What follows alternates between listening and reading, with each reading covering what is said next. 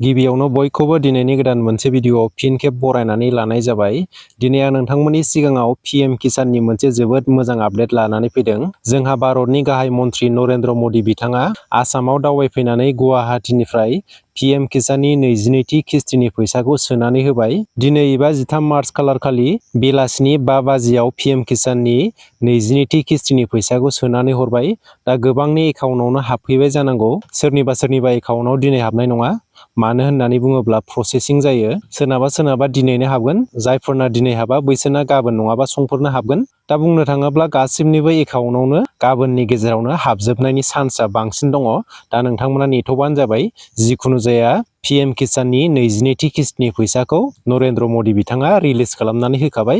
दा नोंथांमोना जायफोरा सिगांनिफ्रायनो मोनबोबाय थाखायो बैसोरनि एकाउन्टआव दिनैनि गेजेरावनो नङाब्ला गाबोन नङाब्ला समफोरनि गेजेरावनो गासिबनिबो बेंक एकाउन्टआवनो हाबखाजोबसिगोन। नोंथांमोना सिन्था खालामनो नाङा। जायफोरना गासैबो मोननांगौनि क्राइटेरिया कमप्लिट गोजाखा बैसोरो मोनखागोन। दा बेवहाय भारतनि गासै बेसेबां आबादारिफोरा बे 22 किस्तिनि फैसाखौ मोनगोन होननानै बुङोब्ला गासै 9,32,00,000 आबादारिफोरा बे 22थि किस्तिनि फैसाखौ मोनगोन आरो बे 9,32,00,000 आबादारिफोरनो 2,000 राङै सोनायाव गासै बेसेबां रांनि गोनांथि जादों होननानै बुङोब्ला गासै 18,640 कौटि रांनि गोनांथि जादों आरो बे 18,640 कौटि रांखौ 9,32,00,000 आबादारिफोरनो साफायाव 2,000 राङै सोनानै हरनाय जाबाय।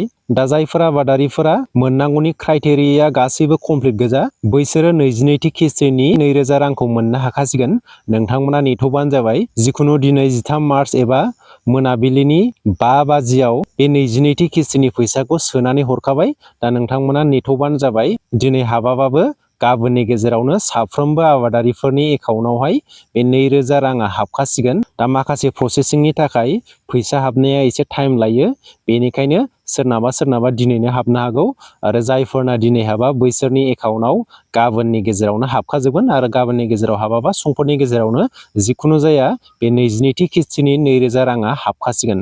नोंथांमोना जेबो सिन्था खालामनो नाङा। दा सोरबाया बे 22थि किस्तिनि फैसाखौ मोनाबो जानो हागौ। दा मानि थाखाय मोननाय नङा होननानै बुङोब्ला सिगांनिफ्रायनो पीएम किसाननि फैसा सोनायखौ नायबिजिरगासिनो दङ। मानि थाखाय नायबिजिरगासिनो दङ होननानै बुङोब्ला सोरनिबा न'खराव बे पीएम किसाननि फैसाखौ न'खरसेयावनो 2-3हालागै फैसाखौ मोननाय दङ। दा बैसोरनि न'खरा बेनि फैसाखौ मोनाबो जानो हागौ। मानो होननानै बुङोब्ला न'खरसेयाव बे पीएम किसाननि फैसाखौ सासे मानसियाल' मोननो हाखायो। दा बेनि गेजेरावनो 2-3हालागै बिनि फैसाखौ सिगांनिफ्रायनो इलिगेलै मोनगासिनो दङमोनबा बैसोरनि एकाउन्टखौ नायबिजिरनायनि गेजेरजों न'खरसेयावनो जायफोरा 2-3हालागै मोनदोंमोन दा बैसोरो बे 22थि किस्तिनि फैसाखौ मोननाय नङा। मानो होननानै बुङोब्ला बे पीएम किसाननि फैसाखौ न'खरसेयाव सासे मानसियाल' मोननो हाखायो आरो बेयावबो माखासे क्राइटेरियाफोर दङ। जायफोरनि एनुवेल इनकामा पीएम किसाननि मोननांगौ एनुवेल इनकामनि गोजौसिनाव दङ बैसोरो बे पीएम किसाननि फैसाखौ मोनखानाय नङा आरो जायफोरनि न'खराव सासेनिफ्राय बांसिन सिगांनिफ्रायनो पीएम किसाननि फैसाखौ जाबोबाय थादोंमोन बैसोरबो बेखौ मोननाय नङा आरो बैसोर बायदिनि एकाउन्टआवबो बे पीएम किसाननि फैसाया हाबनाय नङा। दा सोरबायदि मानसिनि एकाउन्टआव बे पीएम किसाननि 22थि किस्तिनि फैसाया हाबनाय नङा होननानै बुङोब्ला सिगाङाव गोबाङानो आधार कार्ड गैयाजासे पीएम किसानखौ एप्लाइ खालामदोंमोन। सिगांनि समाव मोनबोबाय थाखादोंमोन।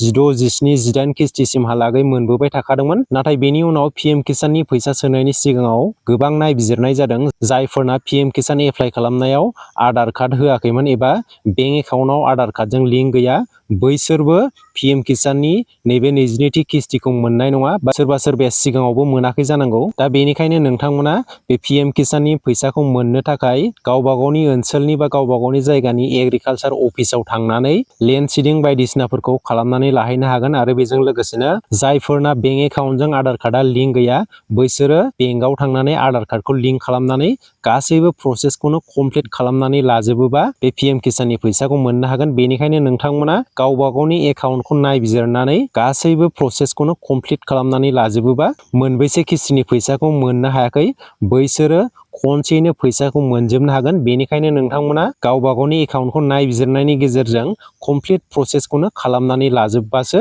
बेनि फैसाखौ मोननो हागोन। बेनिखायनो नोंथांमोना एग्रिकालसार अफिसाव थांनानै गासैबो प्रसेसखौनो कमप्लिट खालामनानै लाजोबबानो जाबाय। जिखुनु जाया PM किसाननि 22थि किस्तिनि फैसाखौ भारतनि गाहाय मन्त्रि नरेन्द्र मदि बिथाङा रिलिज खालामनानै होखाबाय। 13 मार्चनि बेलासिनि 5 बाजियाव बे PM किसाननि 22थि किस्तिनि फैसाखौ सोनानै हरबाय। 13 मार्चआव जायफोरा मोनाखै बैसोरो 14 मार्चआव गासैबो मोनखाजोबगोन।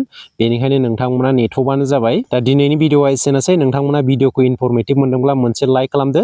बेजों लोगोसेनो जायफोरा चेनेलाव गोदान सिगाङावनो साबस्क्राइब खालामनानै लाबानो जाबाय, जाहाथे बेबायदिनो गोदान गोदान आपडेटफोरखौ मोननो हायो। दिनैनि भिडिअआ एसेनोसै। गोजोन्थों।